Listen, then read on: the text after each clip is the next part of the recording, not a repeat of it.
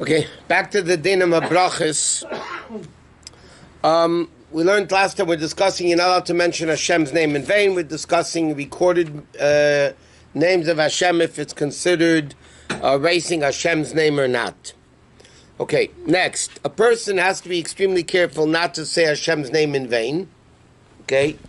And if somebody by mistake did say Hashem's name in vain, let's say they made a brachot that they weren't supposed to make, you say Baruch Shem Kvod Malchus Olam Vod.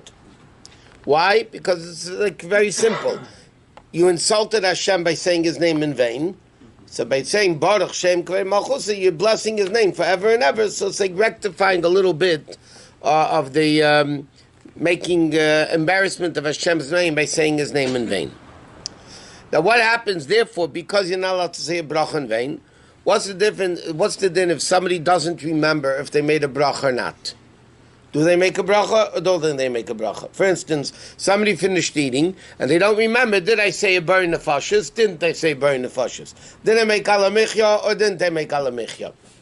So the din is only by brichas hamazon, if you're full, then it's biblical benching. So then you repeat the bracha. If you don't remember, you said it. But if somebody doesn't remember if they said another bracha or not, because it's rabbinic only, and we're afraid you might be saying a bracha in vain, which is a biblical prohibition, so therefore the din is you don't do it. The Gemara tells a story that in the days of David HaMelech, there was an epidemic, and 100 people were dying a day. In Eretz Yisrael, 100 people were dying a day. So they asked a question from upstairs, what's going on? And David HaMelech was told that if you make 100 brachas a day, the epidemic will stop. So the Chacham of that generation instituted, David HaMelech basically, that you need to say 100 brachas a day. They base it on a few psukim and chumash. One pasuk says, Va'ata Yisrael Ma Hashem Elokecha Shel Mimach. Literally means, now Jews, what does Hashem want from you? He only wants you to fear Hashem. But the Gemara says, don't read it Ma, read it Meya. Va'ata Yisrael, now Jews, Meya, 100 brachas, Hashem Elokecha Shel Mimach. Another pasuk says, Nu'um HaGever, praiseworthy of the person Hukam Oil, who establishes a yoke. Oil is ayin lamed, which is 70 and 30, which equals 100. So that's the remez to it of mentioning 100 brachas a day. Now, what's the purpose of mentioning 100 brachas a day? Because there's 98 curses in the Teichacha, plus the other two of, Kol Choli v'Chol Makkah. So the 100 brachas that we make a day cancels out the 100 curses that we have in the Teichacha. Now, normally, during the week, it's not a big deal. You have a bunch of brachas in the morning, okay? Then you have the Amidah Shmoneh, which is 19 brachas 3 times a day. So another 3 times 19, which is 57. Plus the brachas in the morning, plus the brachas here, washing, benching, whatever it is. It's very easy to come to 100 brachas. The problem is on Shabbos. Shabbos, you have less brachas. Why? Yes, we have Musaf, but each Shmoneh Esrei, each Amidah only has 7 brachas, not 19 like we have during the week. So all the brachas of the Shmoneh Esrei, of the Amidah on Shabbos is only 4 times 7, which is 28, versus 57. During the week, Shmoneh Esrei 3 times is 57 brachas. The 4 Shmoneh Esreis on Shabbos is only 4 times 7 is 28. So what do you do to make up those lost brachas? So it says a number of things.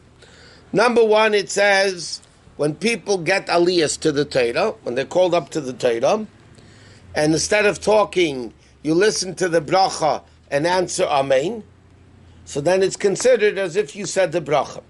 So you have 7 aliyas plus maftir, so you have 8 aliyas, times 2, bracha before and after 16, plus the brachas of the Haftarah, which is another few brachas. So that's how you make, and Shabbos, you eat more meals, you eat more food, more, like it says in Shabbos, you're supposed to eat more fruits and things to be able to make up the 100 brachas that you have during the day. Okay, next. if somebody hears a bracha from his friend, somebody else is making a bracha, and they say Baruch Atah Hashem, so you're supposed to really say Baruch Hu Baruch Shmei. When they finish the bracha, you're supposed to say Amen. Now, you can only say Baruch Hu Baruch Shmei in a place where you're allowed to talk. In a place where you're not allowed to talk, you're not allowed to say Baruch Hu Baruch Shmei. With meaning, once you said Baruch Sha'amad, you're not allowed to talk. Just talking.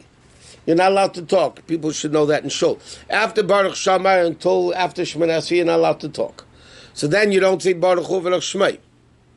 If you're any place in davening or another thing which is interesting, if you're listening to Kiddush from somebody or any other bracha from somebody to be Yetzer, you're not allowed to say Baruch Hu Baruch Shmo. According to the Alter Rebbe, you're not Yetzer. You have to do it again. You're not Yetzer Kiddush if you say Baruch Hu Baruch Shmei. They prove in the Chassam Sofer that the Chassam Sofer held that if you did it, b'diavad, it's good. But again, any place where a person is listening to a bracha like Shofar, Megillah, the guy's making a bracha for you. You're not allowed to say Baruch Hu Baruch Shmei. You're just allowed to answer Amen. And it's a hefsek, and you're not allowed to talk. Any place where you're not allowed to talk, you're not allowed to say Baruch Hu Baruch Shmei. Now, even you say Baruch Hu Baruch Shmo, you don't have to say Amen. After Tchiyat Shofar, don't bring Amen. Sure you do. After the bracha, you say Amen. No, not after Tchiyat Shofar. Yeah, you don't say Baruch Hu Shmo either. Say Amen. I said the bracha and Tchiyat Shofar. Before Tchiyat, I know what they do in Yemen, in Tel Aviv over there. But in America, in Ashkenaz. Yeah. By the way, Sfardim also. Before they blow shofar, they make a bracha.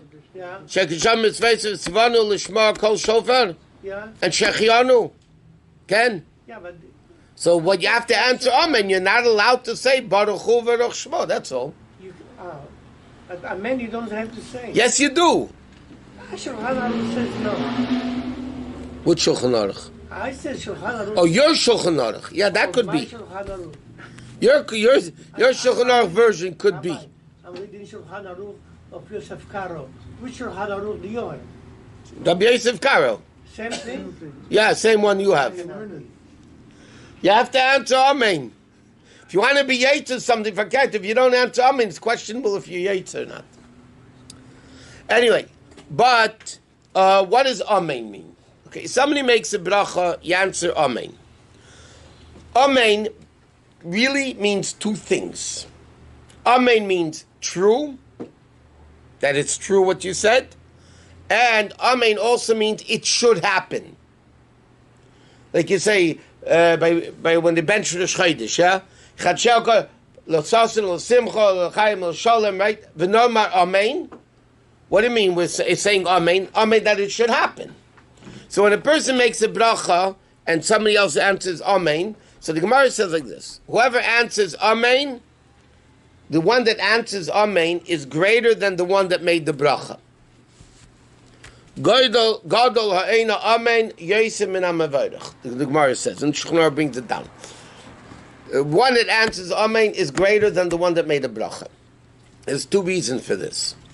One reason is because it's like when you make a motion and you second the motion, you validate it. The one that makes a bracha says Hashem is great. He's nominating. And when you say Amen, you validate it. You're seconding the motion, which strengthens it. So therefore, the Gemara says, one that answers Amen is greater even than the one that made the bracha. That's one answer. The second answer we discussed Shabbos afternoon, by the way, that Amen equals 91. Aleph, Mem, Nun, 140, 50 equals 91. Yud Ke Vav Ke equals 26. But we don't pronounce it Yud Ke Vav Ke. It's written Yud Ke Vav Ke. How do we pronounce a bracha? Baruch Atah, with the word Adnai. Aleph, Daled, Nun, Yud. That's the way we pronounce it. Now Adnai, or the way we pronounce Hashem's name, equals 65. Aleph, Daled, Nun, Yud equals 65. Yud Ke Vav Ke equals 26. 26 and 65 is 91. So it says like this. The guy that makes the bracha doesn't say Yud Kei Vav Kei. He just says Aleph Daled Nun Yud, like we pronounce the bracha. But when you answer Amen, which equals 91, you're counting Yud Kei Vav Kei and Aleph Daled Nun Yud. So that's why you're greater than the one that makes the bracha, because you have both names of Hashem. Not only the name of Aleph Daled Nun Yud that the person pronounces the bracha, but you also have the level of Yud Kei Vav Kei. Therefore, when a person answers Amen, besides the fact that it says you have to answer Amen with all your koyach, it doesn't mean yelling and screaming. That's morons do that, foolish people do that. But you have to answer meaning it, listening to the bracha and answering Amen properly. Now, there's what's called Amen Chatufa and Amen Yesoma. There's a grabbed Amen and there's an orphaned Amen. What does that mean? It means a few things. Sometimes a person answers Amen before the guy finishes the bracha. In fact, especially by Yom Yisrael, Ba'asha, everybody's answering Amen already. The guy didn't even finish the bracha yet. You have to say the word Ba'ashalim. Then you answer Amen. That's called Amen Chatufa. Amen Chatufa means you're grabbing the Amen, you're saying it too early. Another definition of Amen Chatufa means Amen. You don't, you're supposed to say it properly, Amen. Amen, So that's two definitions of Amen Chatufa. Amen Yesema means an orphaned Amen, that there's no bracha that is going on. Meaning, a guy says, Baruch Atah Hashem, whatever it is, 3 minutes later you wake up to say Amen. So it's like an orphaned Amen, it doesn't have a father of a bracha. You have to answer Amen right away. And therefore, it's interesting, by Torah reading, a lot of times when the Bakore, the guy makes the brachas on the aliyah, and then the guy's trying to find the place, the reader, the Bakore, and then before he starts reading, he says, Amen, but that's when it's too late after the bracha. You have to answer Amen in the proper time, not before the end of the bracha, and not after the end of the bracha. So you have to say it Amen properly and do it like that. Rabbi, yes. when I read that, he said, Baruch Atah Hashem Mekadesh HaShabbat. Amen. Who says Amen? Huh? Who says Amen? We Not have to say Amen. everybody else, not the guy that says it. No, some people say it. No, but it says in Shulchan Aruch. I know what a lot of people drive on Shabbos too. It says in Shulchan Aruch, it says Ein Amen al birchas hatzmei. You don't answer Amen on your own bracha. Why don't you answer Amen on your bracha? It's like, just think. A guy says a statement. He says, I say this and this. Yeah, I'm right. I mean, it sounds ridiculous. You say the bracha and you're saying, yeah, I'm right. Somebody else has to say you're right. Somebody else has to validate it. You can't make a nomination and after you nominate the thing, you say, yeah, I'm right. That doesn't validate it. Somebody else needs to validate it. The only exception to this, by the way, and some Sfaradim do it in different places also, but the only exception to this is after Beine V'Rachma of Yerushalayim Amen, in benching. And even then, Taisa says, and it's brought down in Halacha, that you have to say the Amen quietly. You say Beine V'Rachma of Yerushalayim, and the guy that's saying it says Amen quietly. Why does everybody say Amen at the end of Beine V'Rachma of Yerushalayim Amen? So the reason for that is, again, very simple. You need to differentiate between the first three brachas of benching, which are biblical, to the fourth bracha, Hakel Avinu, that bracha, which was added much, much later. It's a rabbinic bracha. Right? We learned already. The first bracha of Birchas Hamazon Moshe Rabbeinu made. Second one Yeshua made. The third bracha Bein V'Rachma of David and Shlomo made. And Ateva Meitiv was added much later when people from Beito were brought to Kfura, to burial. Okay, that's finale. So the bottom line is, because the first three brachas are biblical and the next bracha is rabbinic, to separate between the biblical brachas and the rabbinic brachas, we say Amen. But even then, you do it quietly. Sometimes Sfaradim by Ma'ariv will say Shem Esami Yisrael Ad Amen. I mean, there's certain The Sfardim have a tradition certain other times to say Amen. By the Ashkenazim, the only time you say Amen after your own bracha is after Beina V'Rachim Shalom Amen, to separate between the biblical and the rabbinic. And we'll learn in Mitzvah Shem when you can answer Amen, when you don't answer Amen, and so on and so forth. Okay.